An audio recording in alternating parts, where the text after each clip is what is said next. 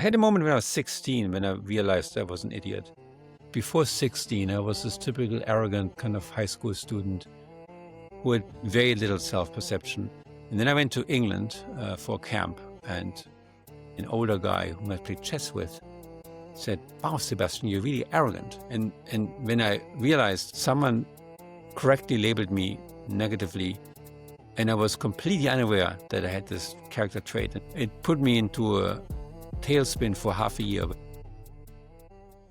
How do you measure a life dedicated to solving the world's biggest problems? You could look at the things once considered science fiction that are now a part of our everyday lives. Our guest today is one of the rare minds who has repeatedly achieved the impossible. He is the foundational force behind the self-driving car revolution, the man who decided that higher education needed to be free and accessible to everyone on the planet, and a roboticist who transitioned from the halls of Stanford to the dynamic world of massive technological disruption. He co-founded Google X, Waymo, Udacity, dared to build flying cars with Kitty Hawk, and is now pouring his energy into the future of enterprise AI with Cresta and Sage AI Labs. But beyond the impressive CV, what I really want to understand is the mindset. How does he look at a monumental challenge and see not only risk, but an opportunity to build? Join us as we explore the philosophy of a true innovator, the power of moonshot thinking, and how Sebastian Thrun continually redefines the boundary between dream and reality. It's an honor to welcome to the show, Dr. Sebastian Thrun. What a treat, what an honor. I'm really pumped for this conversation. I don't recognize myself, but thank you so much for all the positive, no expectations of AI. Makes it harder for me. You said just before we click record, like, what are we going to talk about? And I mean, really good question. I thought one place that we could potentially start is, can you take me back to the early days at Google X? For anyone who doesn't know, Google X is sort of, for some people describe it as the moonshot factory, taking on these huge, audacious tasks at the edge of what people even believe is even possible, crazy, out there ideas. And when you founded Google X, you researched other labs. And I know that Lockheed Martin's Skunk Works was an inspiration for you. What was it about that? Yeah, I've been part of research labs as consultant in the industry. And many labs at the time had lifetime staff, and they called themselves researchers, and they, in many cases, published papers. And to me, that didn't quite feel right. I felt like the type people, the team you need to solve a big, important problem cannot be appointed for a lifetime. It's something you bring together to solve a problem and see how far you get. Lockheed Martin and Skunk Works, most people don't know about it anymore, was really the best place in the world that had brought together teams dynamically and solved really hard problems in the aviation space. And they had ground rules that made it really easy for those people to frequent or operate very independently and really set their own goals. And to me, that was probably the closest I could find in the industry at the time compared to other labs. And so how did that translate to Google X? So it was these small sort of independent teams. In terms of actually where they're physically located, is it also, especially if they're part of a huge company, for them to almost be physically separated into a different building, a different place? So it feels like, I don't know, like what was it? Like how if I'm trying to think, if I'm building my own organization and I'm thinking, how can I try and recreate some of that magic, that je ne sais quoi? Are there sort of ingredients that you can actually sort of recreate? Yeah, so we had our own building, and the building was inaccessible to regular Googlers, and we didn't want them in there because we didn't want any kind of tourism. And then we had a mantra that Larry Page gave us, which was, if you don't aim high, you won't shoot high. So rather than kind of coming up with incremental ideas like this would be great to have slightly faster horse, using Henry Ford's language here, we felt like we should take really audacious things to build. And we recognized that building something crazy audacious is actually easier than building something incremental in many ways. So we had practiced this thinking even before Google X existed.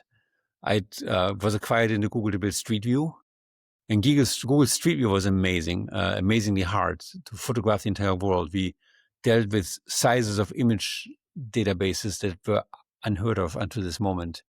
When we wanted to ship Google Street View from one data center to another, the only way to transport it was by truck, by loading into disk drives and driving it physically, because the internet wasn't good enough to do this. And then we also built internal maps data.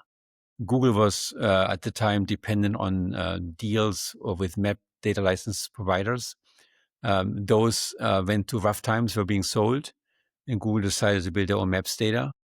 And that also was challenging to map the entire world digitally, and we did that. So we had a feel for what an audacious program could look like, and we wanted to systemize the idea of audacious thinking and coming up with crazy ideas like self-driving cars or Google Glass or Google Brain, which is now known as Gemini. And in doing so, the basic ingredients were pick a mountain that's really amazing so that you'll be motivated for the next 10 years to climb this mountain. And then pick the world's best team, the world's best professor, the world's best engineer, and have them hire all their friends into the entity. And then number 3, get out of the way. Let them do their job, okay?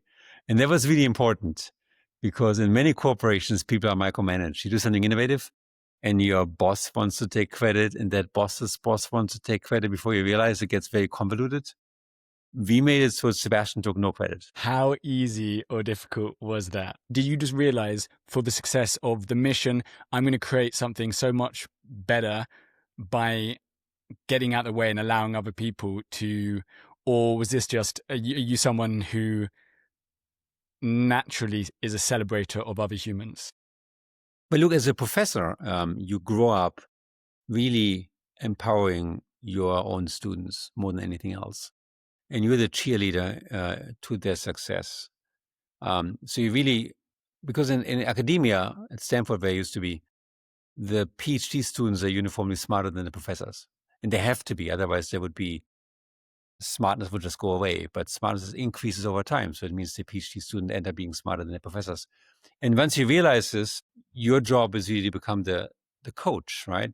The way a coach would train a tennis player, a young tennis player, or a young golf player. And then the students take off. And the same was true for Google X. I felt like the coach to those teams. I was often would call myself a janitor. I would clean up the messes. If something goes wrong, I help you, okay? I remove roadblocks. I'm here to help you. Come find me if you need help. But don't expect me to tell you what to do. Once we know what mountain to climb, you do it. It's your job to do it. Can you talk to me about your fictitious grandmother? That's a test I do in academia quite a bit. I get a lot of people come to me and say, have a startup idea. Like, I want to build an automatic toothpick, right? Or I want to build a home-based cloth printing machine. And often these ideas are technologically based. People wrote a PhD thesis on something. They're really enthusiastic about something. My question is actually not about technology. Technology we can build. Pretty much anything we want to build, we can build. My question is more about the customer. Well, would people actually care about this and give money for this, especially in startup land? Fictitious grandma is the person I run my ideas by. There is no technical knowledge whatsoever, and never heard about log likelihoods or whatever it is in math we do in computer science, but is a normal human being with normal needs, right? So, for example, I could go to my fictitious gold member and say, hey, would you care about making cars drive themselves? And as a result, they never ever crash and they're super safe. And she'd say, that's great, right? If I say, would you care about me building a log likelihood lower bound for the following function? She'd say, huh? Say that again. And it's amazing when I run this test among many, many graduates of Stanford that want to start a company, how many of these companies can't argue to a normal human being why what they want to build even matters. So can I explain to myself and others that what I'm doing is actually good for humanity? And the fictitious grandmother is a good test because it's a simple person who's lived a long life, has experience, understands what matters in life and how people work. And while it's not entirely accurate, I mean, obviously, if I want to build the latest in, I don't know, laparoscopic surgery, my grandmother might not understand any of this, and it's still important, right? But even that, I could say, look, whatever could heal cancer or could heal heart failure, that's a big deal. At that level, I think you should be able to explain your idea. So for you, societal impact is measured by two variables. One, how much do you move the delta for a specific person, and how many people can you affect? So that's how that is your litmus test. I think everybody should do the same metric because there's some people who do an unbelievably great job with a small number of individuals. Like if you're a brain surgeon, your impact will be one person at a time, but the impact is so massive, you should be very proud of yourself. And there's other people, like the Google founders, who made search a bit faster than Lycos or the other Alta Vista, but they affected billions and billions of people, and they should also be very proud. Even though the delta per person is less than a brain surgeon, the sheer number of people makes up for this. I actually had to Google what the word delta meant. Delta is the difference we make in the world, right? So we all strive to make the world a better place for other people. It's the single best way to live life.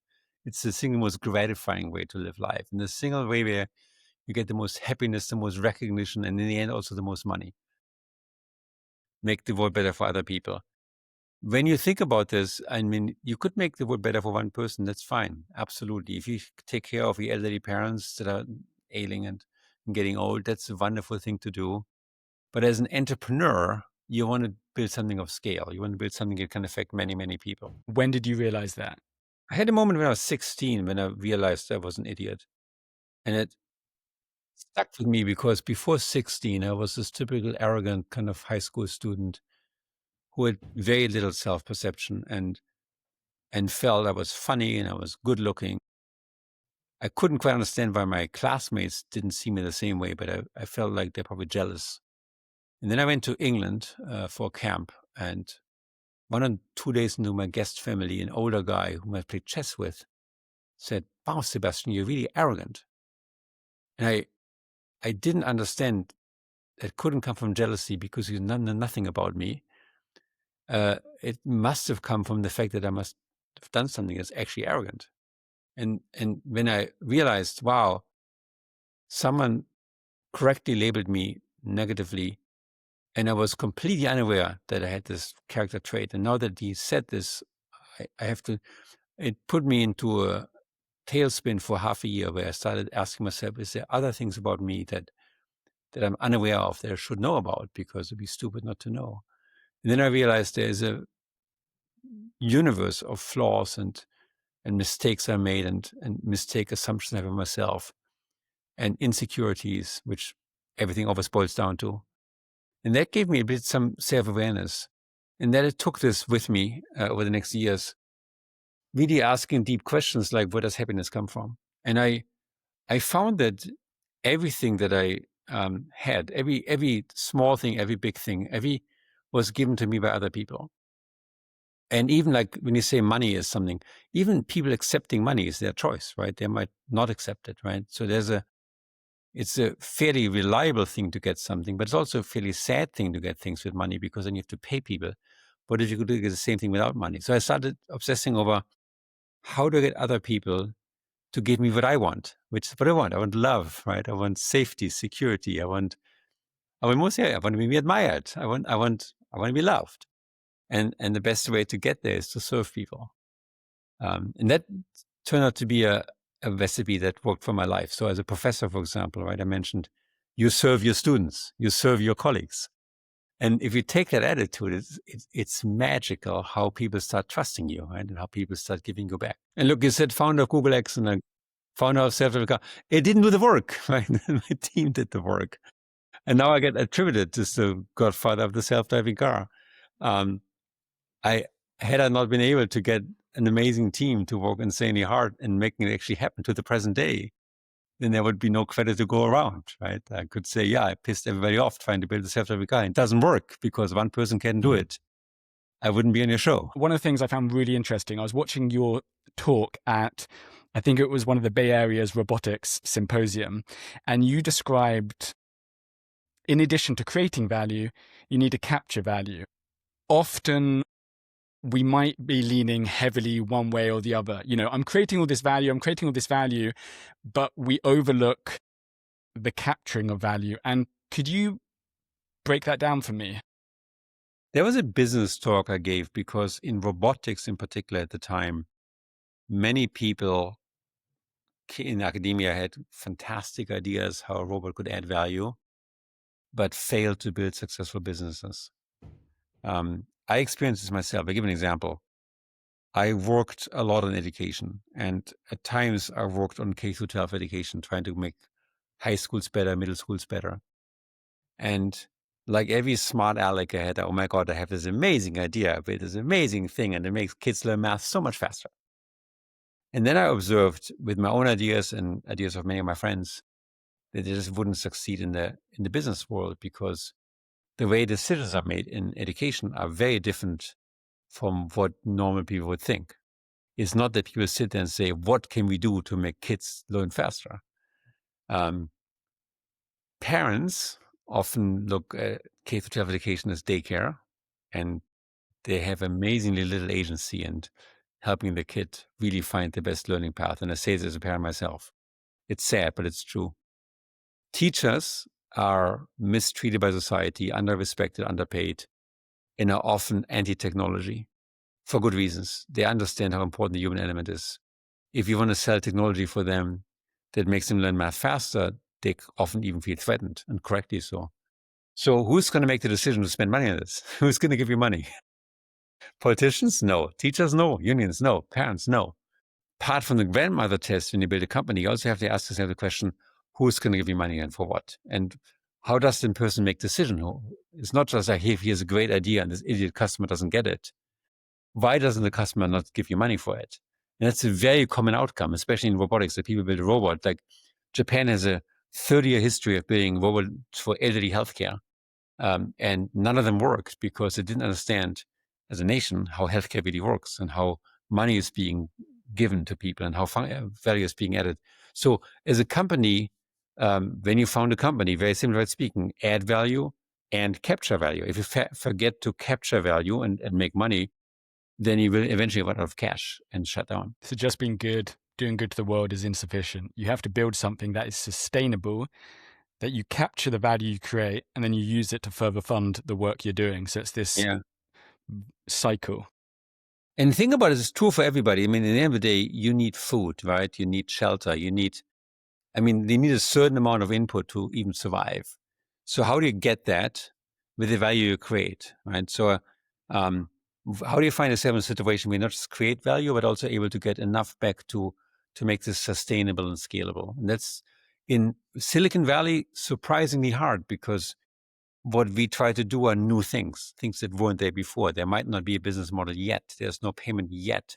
There's no reimbursement code yet. What doesn't work in companies starting to say, I want to start a company to get rich. It just doesn't work. And it's also the wrong objective. You want to start a company to make the world a better place. And if you do a really great job, you're going to get rich on the side. And to make the world a better place, you need to end up, Milton Friedman said it so nicely, the famous Chicago professor, economist. The business of business is business.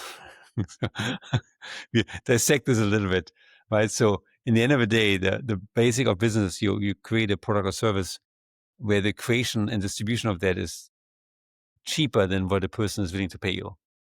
And that's just the basic. If you don't do this, forget it. And maybe the person is the government, maybe it's subsidies, maybe it's grants, maybe it's venture capital. Eventually, it's going to be some end customer who's going to use their product in some way.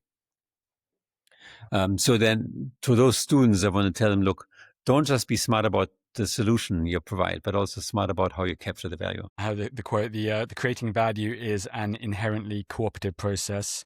Capturing value is an inherently competitive process. Barry Nailbuff, the Yale professor. You described yourself as very good at creating the value, but historically not a very competitive person. Could you share an example of a time where in the past you didn't perhaps pay enough attention to the capturing of the value? Oh my God. Udacity shares traded at $8 And when I finally sold mine, they traded 8 cents. Um, look, I memean, I can't complain. I did well.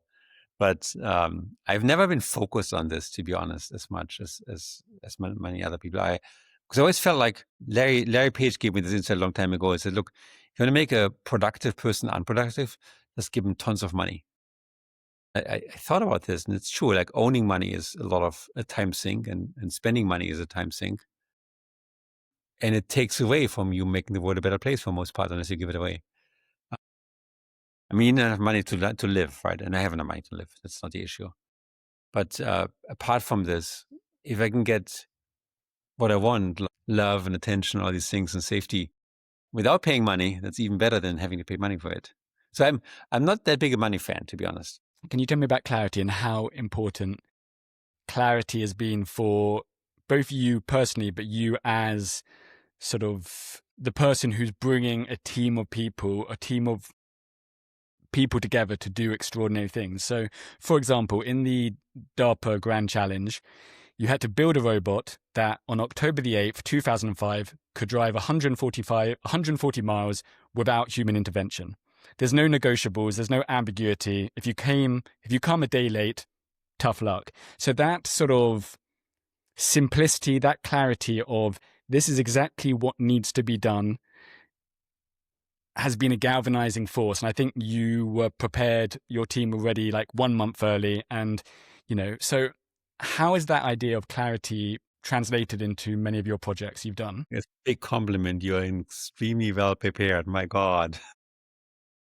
You must have spent a lot of time on me and still talking to me. Thank you.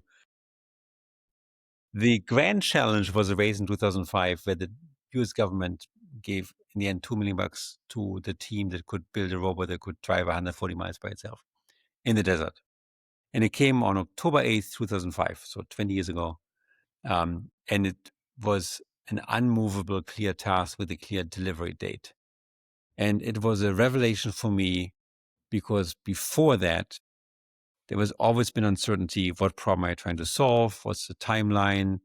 You could redefine the problem. In academia, you can redefine the problem you're solving and make up a new one just fine. It was always a bit fuzzy. And this hard milestone was new in my life. I never faced this. And I watched the very first incarnation of it a year earlier, where all the teams went out of time. Every single one. And every single team said, if I had another week, we would have won. We were just 1 week short. And I looked at it and say, wow, that's interesting. So they're all 1 week short. How can you avoid not being 1 week short? So I told my team, we're going to be done on September 4th, or September 8th, a month earlier. And we were. We decided to build the entire system and test it and everything done exactly a month before the competition. And before the competition, we all went on vacation. It's kind of completely weird. But I went to Germany, gave an invited talk at a conference and stuff like this. And we did nothing for a month. And I felt so good about it because, wow, we are able to aim a month early, get it done. And then all of a sudden, we're actually done. When the race came along, we had nothing else to do. The system was working. And the outcome was we won the race. And I was so proud of it. And then I realized, wow, if you have clarity what your next milestone is, it's so much easier, especially for people like me who are not that smart. If someone tells me, Sebastian, on October 8th, you built that robot, that's easy. But if someone says, abstractly, can you solve the problem of all traffic accidents in the world? That's much harder. So I took that milestone idea and brought it to Google X and the Waymo team, the early chauffeur team, and the Glass team. All these teams had milestones where we negotiated with the leaders. You build that, not with a date. I felt the date was a bit too risky because it was hard to tell how much long it would take. But still, with clarity, if you build this milestone, then you're going to make an extra salary or something like that. And that clarity was amazing. And I do it to the present day. I run teams by milestones where we set ourselves for the next, whatever, call it 6 months or whatever it is, audacious goal and see if we can accomplish this. The clarity gives a lot of safety to the people involved. They know what they're working on. They know what the most important problem is and so on. And that's actually very, very nice. You mentioned the word. I was so proud of it. A different question I wanted to ask was, What project are you most proud of?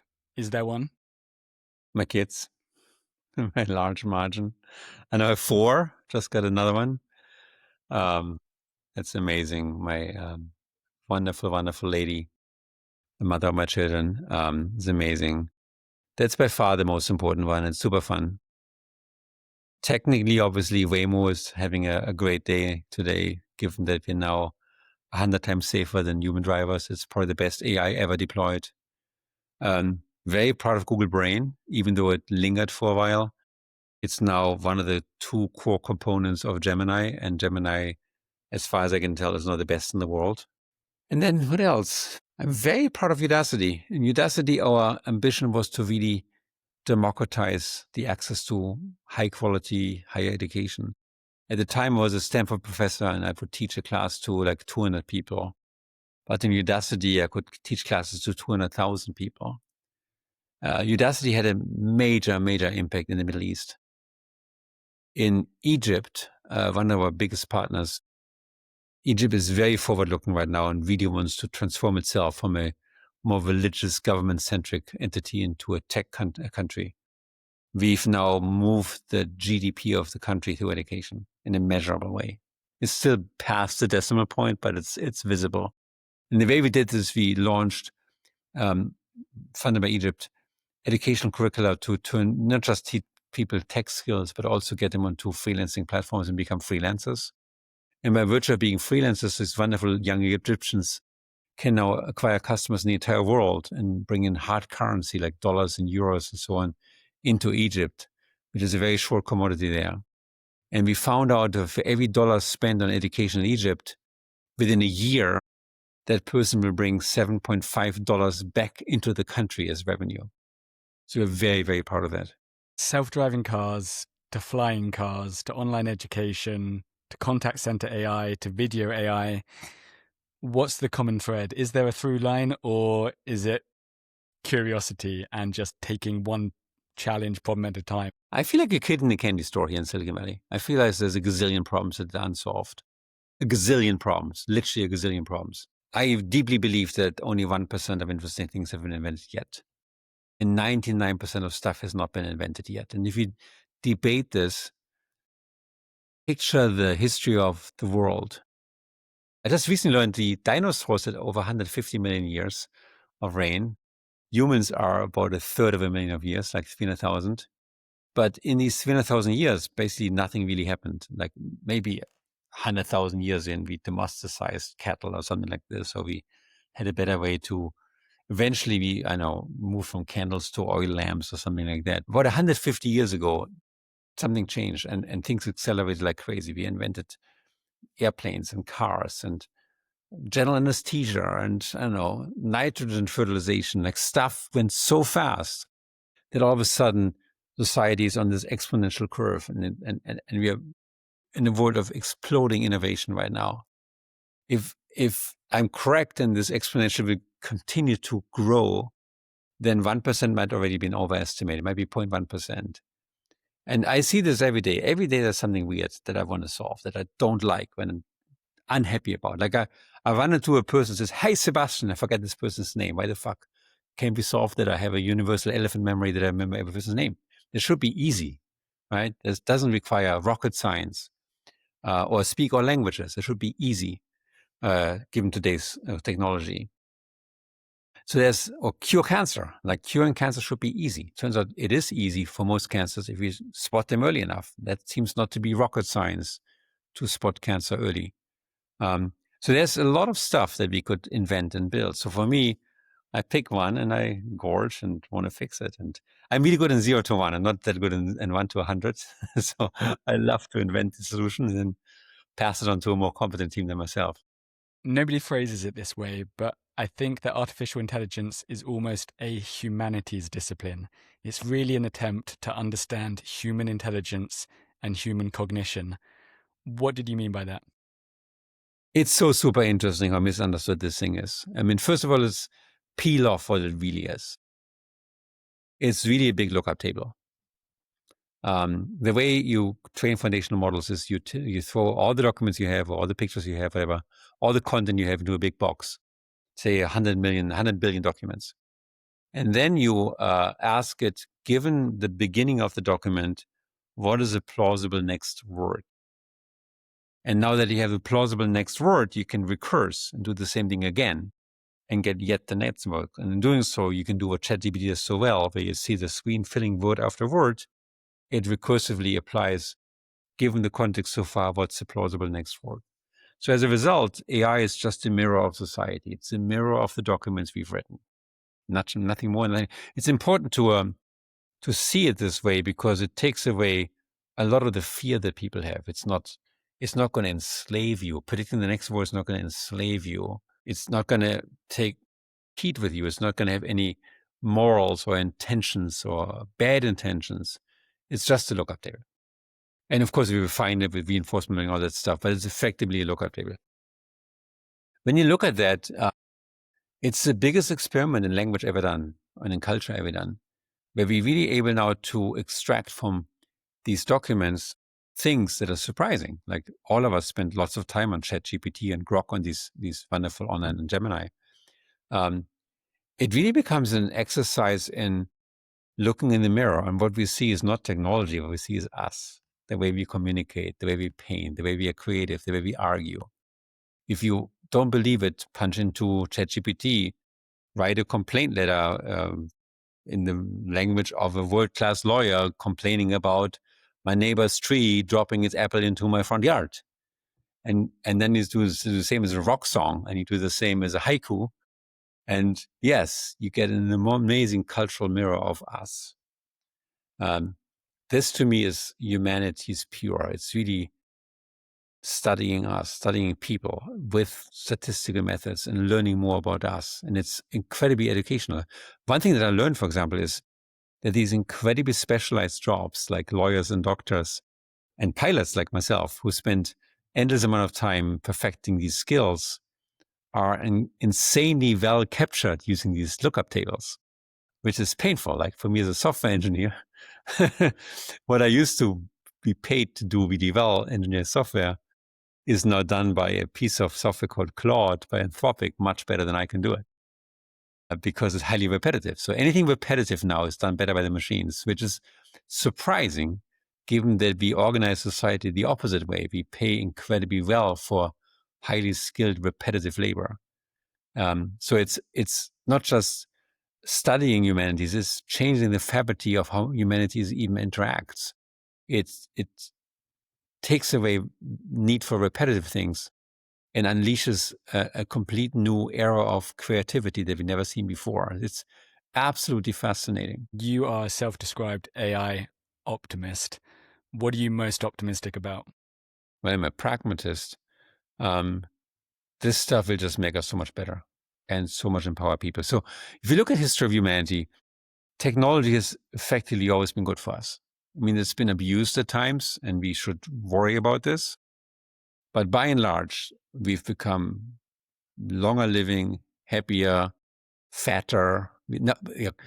Obesity is a bigger problem than malnutrition. The first time of history of humanity, we've abandoned diseases. We effectively moved into an era of world peace. Not entirely true, but compared to past centuries, this has been the safest century ever. AI is yet another way to make us much more effective.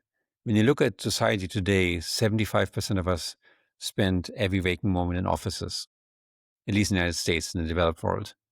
And we do stuff that at least 3/4 is easily done by AI. We do a lot of communication, a lot of documentation. In fact, most of us do this most of the time in the office world.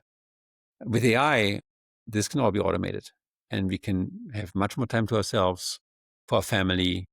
We can be more productive, and we, in the end, will also produce more goods. We will produce more food, more durable goods, and so on, and we can turn this into more innovation.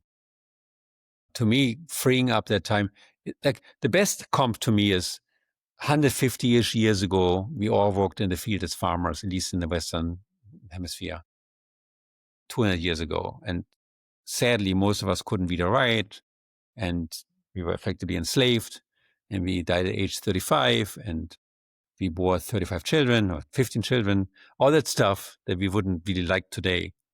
But when the Industrial Revolution came along and steam engines and, of course, modern farming and fertilization and irrigation, the ratio of farmers changed from one farmer making food for 4 people to one farmer making food for 400 people, which is today's number. And that freed us up not to be farmers. And that's amazing. I'm happy not to be a farmer, even though I admire farmers. I'm glad a farmer can make food for 400 people. And that freeing up of time has not led to a decay of society, has not led to massive wars or whatever. It has led to the discovery of new jobs that didn't exist, like airline pilot, right? Or podcaster, right? Didn't exist. Or massage therapist or software engineer. And it made the world so much better for all of us, right? I think this new freeing up of time will have the same effect on us as people. We're going to be more connected, more productive, happier, if fewer wars, everything will be amazing. In 10 years, there'll be only 2 kinds of companies, those that use AI and those that are out of business. Yeah, that's true. AI is such an accelerant that if you're a CEO and you're in denial, you're probably wrong. There might be a small fringe business, brothels maybe, I don't know how they're being run. But by and large, every CEO knows this. Today's big AI moment is the back office. It's like compliance, it's bookkeeping, accounting, it's software engineering, it's creatives, marketing, it's research, it's documentation, where AI is already having a massive, massive, massive impact. I just ran into an exec from a very big British petroleum company, unnamed, and he jokingly said, we just started the hiring freeze for the next 15 years.